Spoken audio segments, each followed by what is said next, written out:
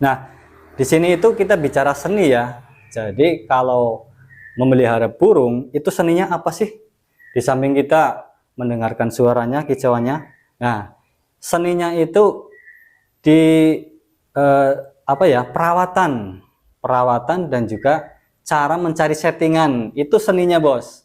Seninya dalam memelihara burung.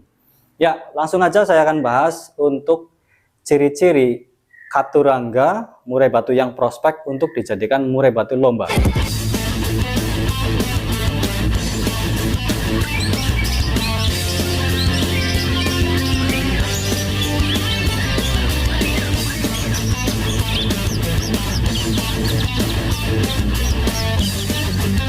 Bismillahirrahmanirrahim.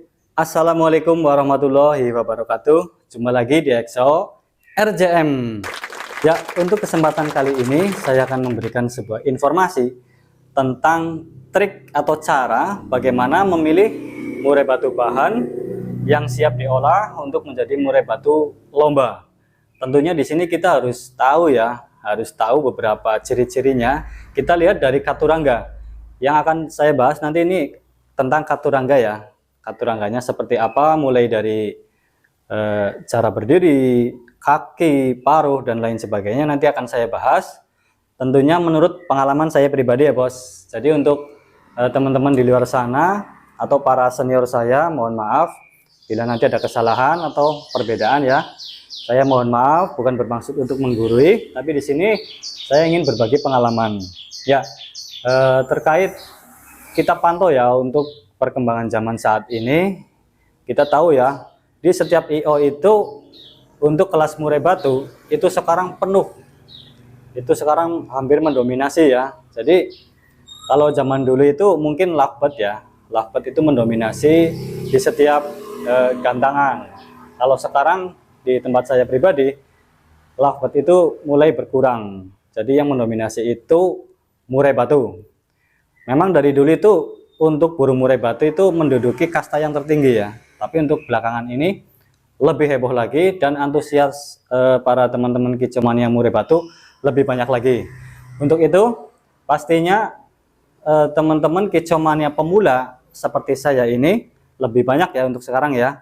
Nah, di sini saya akan memberikan triknya bagaimana kita mencari murai batu bahan ya yang siap untuk lomba. Jadi untuk para bos-bos yang ada di sana mungkin ini nggak terlalu penting ya, karena untuk para bos-bos kan bisa membeli langsung murai batu yang udah jadi ya, yang udah juara mungkin di gantangan bisa dibeli. Tapi untuk para pemula seperti saya, terutama untuk ya yang nggak mempunyai modal banyak ya, pastinya nanti kita akan membeli murai batu yang bahan, bahkan dari trotol ya. Nah, di sini itu kita bicara seni ya. Jadi kalau memelihara burung itu seninya apa sih? Di samping kita mendengarkan suaranya, kicauannya. Nah, seninya itu di apa ya? Perawatan dan juga cara mencari settingan. Itu seninya, Bos. Seninya dalam memelihara burung. Ya, langsung aja saya akan bahas untuk ciri-ciri Katurangga murai batu yang prospek untuk dijadikan murai batu lomba. Yang pertama, kita bisa lihat dari cara dia berdiri, Bos. Dari di sini itu kita lihat dulu ya, pastinya kalau kita mau membeli burung, pertama kita lihat burungnya, kemudian yang pertama itu kita harus lihat cara berdirinya. Cara berdirinya itu seperti apa yang bagus? Cara berdirinya itu murai batu tersebut banyak sedikit condong ke depan ya, agak miring seperti ini. Jadi nggak selalu tegak begini ya, Bos. Agak miring sedikit kayak gini. Jadi kakinya agak ditekuk. Itu untuk ciri-ciri yang pertama. Kenapa kita pilih murai batu yang demikian? Karena murai batu tersebut itu, kalau menurut saya, murai batu itu selalu siap siaga. Dia selalu khawatir ya bila mana ada ancaman-ancaman yang masuk seperti itu ya. Jadi nggak santai, maksudnya nggak santai duduk ataupun berdiri tegak seperti ini ya. Jadi dia itu selalu sigap, agak condong ke depan, miring seperti ini ya. Itu untuk pertama, ciri-ciri murai batu prospek yang pertama. Kemudian kita bisa lihat lagi untuk paruhnya. Mungkin ini udah bukan lagi menjadi rahasia publik ya. Untuk paruh itu menurut saya pribadi, kita pilih murai batu yang mempunyai paruh besar, paruh tebal ya, tebal dan juga panjang. Itu yang pertama tentang paruh. Karena apa? Biasanya menurut pengalaman saya yang saya amati, untuk paruh yang panjang dia suka ngerol. Tipikal pembawaan lagunya itu ngerol. Kalau untuk yang pendek itu biasanya dia suka tipikalnya nembak-nembak. Jadi untuk pemasterannya, kalau yang nembak-nembak itu kita maksimalkan dengan masteran burung ciblek, perenjak, kemudian lovebird dan lain sebagainya. Nah, di sini kita itu pilih yang panjang, bos, yang panjang dan juga tebal. Itu yang pertama untuk paruh ya. Kemudian paruhnya bisa kita lihat dari atas. Ketika murai batu itu di bawah kita lihat dari atas seperti ini ya. Kita harus amati atau cermati paruh itu bentuknya dari bawah ke atas itu seperti kerucut, mengkerucut ya. Jadi agak lancipan sedikit kayak gini. Bisa dipahami ya teman-teman ya. Agak lancip kayak gini, agak kerucut. Kemudian dari belakang itu besar, ke depan kecil dan juga panjang. Kemudian untuk paruh yang bawah itu tipis. Jadi paruh di sini itu yang mendominasi tebalnya itu paruh atas. Ya, itu untuk paruh ya. Syukur-syukur kita dapat murai batu yang mempunyai paruh celah. Di mana paruh celah itu ketika paruh atas dan paruh bawah kayak gini menjadi satu, di tengah-tengah itu ada celahnya kayak gini, bos. Ini lebih bagus lagi. Ini lebih bagus lagi dan udah banyak diakui ya oleh teman-teman kicomania yang lain, para senior juga. Untuk paruh celah itu keunggulannya apa sih? Ya, untuk paruh celah itu keunggulannya di volume. Jadi volumenya itu lebih keras. Biasanya itu di atas rata-rata itu untuk paruh celah ya. Nah, kemudian untuk ciri yang ketiga, kita bisa lihat dari kepala, bos. Kepalanya itu cepak. Cepak ya. Cepak itu dalam artian jika kita lihat dari samping seperti ini ya. Nah, ini kan cepak ya. Jadi enggak bulat. Enggak bulat. Atau lebih bagus lagi kalau agak cekung ke bawah ya kepalanya, bisa dilihat dari samping ataupun kita bisa lihat dari depan ya. Kenapa kita pilih kepala yang cepak?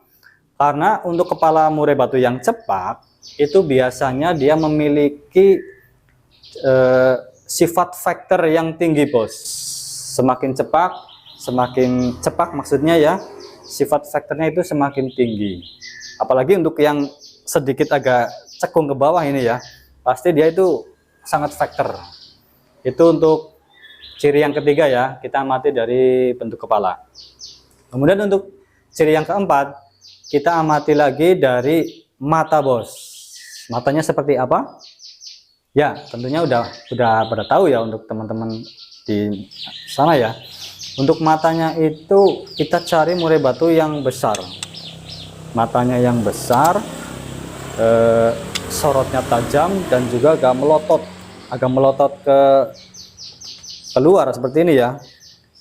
Itu menandakan burung murai batu itu burung murai batu yang dalam bahasa, kalau di dalam manusia itu kejam, bos. Jadi dia tidak ada sifat toleransi mungkin ya. Itu untuk sorot mata. Jadi lebih, kalau dalam manusia itu seram ya. Iya, lebih seram. Itu untuk sorot mata ya. Jadi untuk ciri yang keempat ini kita amati dari matanya. Kita pilih murai batu yang mempunyai mata besar, sorot matanya tajam dan juga belok agak keluar ya, keluar ke samping seperti ini. Apalagi kalau ditambah dengan ciri yang tadi ya, yang ketiga, udah kepalanya cepak, kemudian matanya agak keluar. Waduh, itu serem sekali ya. Untuk ciri berikutnya kita lihat lebih bawah lagi. kita amati dari lehernya. Lehernya seperti apa murai batu yang prospek untuk lomba? Ya, kalau menurut saya kita cari burung murai batu yang lehernya itu agak panjang. Agak panjang ya, Bos. Agak panjang sedikit. Kalau tentang leher sih mungkin kembali lagi kepada selera ya. Tapi kalau saya sendiri itu lebih suka murai batu yang mempunyai lehernya panjang. Panjang dan juga besar. Jadi panjang berisi ya, bukan panjang tapi kecil. Kalau panjang kecil kayaknya kurang bagus juga ya. Kenapa saya pilih yang panjang? Untuk murai batu yang mempunyai leher panjang dan besar, biasanya dia itu dalam membawakan lagu atau isian itu tuntas, Bos. Ya, dan juga nafasnya itu lebih panjang. Jadi untuk misalkan membawa irama lagu kenari itu lebih panjang ya, lebih tuntas. Itu untuk murai batu yang memiliki leher panjang dan juga besar. Di samping itu kita bisa lihat untuk burung-burung murai batu yang seperti itu kan lebih cantik ya. Maksudnya lebih gimana ya? Lebih cakep lah kayak gitu dibandingkan murai batu yang mempunyai leher yang pendek. Itu seperti itu. Kemudian kita turun lagi. Untuk ciri berikutnya kita bisa lihat dari kakinya, Bos. Kakinya itu dia dalam mencengkram pangkringan itu selalu kuat. Kan ada juga ya burung murai batu itu dalam mencengkram pangkringan itu jarinya seperti ini, dia hanya menempel. Contoh ya, Bos, kayak gini aja. Walaupun itu di dalam kondisi atau situasi yang mungkin darurat atau situasi yang kurang nyaman, dia lebih kebanyakan kayak gini, Bos, untuk jarinya. Ini menurut saya kurang bagus ya. Kurang bagus bukan berarti jelek ya. Semua burung murai batu itu bagus karena semuanya ciptaan Tuhan ya, ciptaan Allah. Jadi kita tidak bisa menciptakan atau membuatnya, jadi semuanya bagus. Tapi kalau untuk yang cara mencengkram pangkringannya itu kurang kenceng, dia sukanya itu kayak gini ya untuk jarinya, itu menurut saya kurang prospek untuk diolah menjadi burung lomba. Jadi kita harus cari yang cengkram kakinya itu mencengkramnya kuat dalam kondisi apapun. Itu untuk masalah kaki ya. Kemudian masih di persoalan kaki. Untuk warna kaki kan ada mitos ya. Katanya itu warna kaki yang hitam burungnya lebih factor dibandingkan untuk warna kaki yang putih. Nah, kalau menurut pengalaman saya benarkan juga ya. Karena dulu saya juga pernah memelihara burung yang kakinya hitam pekat, Bos. Jadi nggak samar-samar hitamnya, nggak tanggung-tanggung ya. Jadi hitam banget. Memang dia faktornya itu lebih faktor tinggi, Bos. Untuk daya tempurnya itu wah sangat kuat, hebat. Jadi dia tidak takut ya, nggak takut melawan burung yang lebih tua. Itu untuk kaki yang hitam. Tapi nggak menutup kemungkinan ada juga loh yang kakinya hitam itu sektornya lemah itu ada ya. Jadi di sini itu tergantung kembali lagi kepada perawat ya, kepada perawatan kita, bagaimana cara kita merawat dalam rawatan harian ataupun settingan lombanya seperti apa ya. Nah, kemudian untuk ciri berikutnya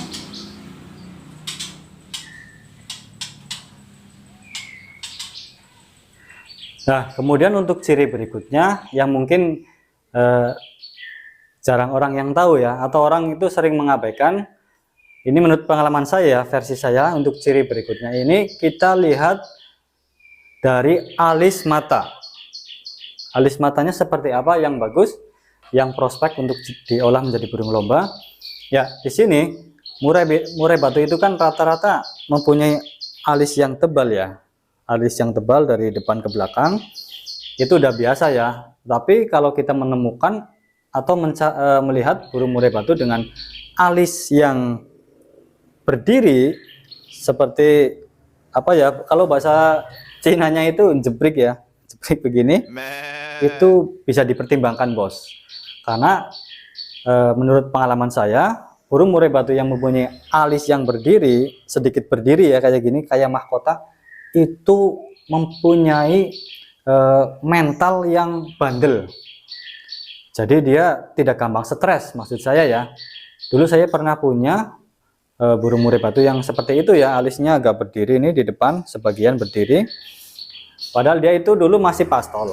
Kemudian saya naikkan, saya ikutkan di murai batu dewasa. Bahkan saya taruh di tengah ya, taruh di nomor gantangan di tengah. Dia kemudian digempur dengan murai batu yang lebih tua, lebih mapan dan lebih matang ya dalam hal bertarung. Sampai-sampai murai batu saya itu dulu setengah durasi itu diam.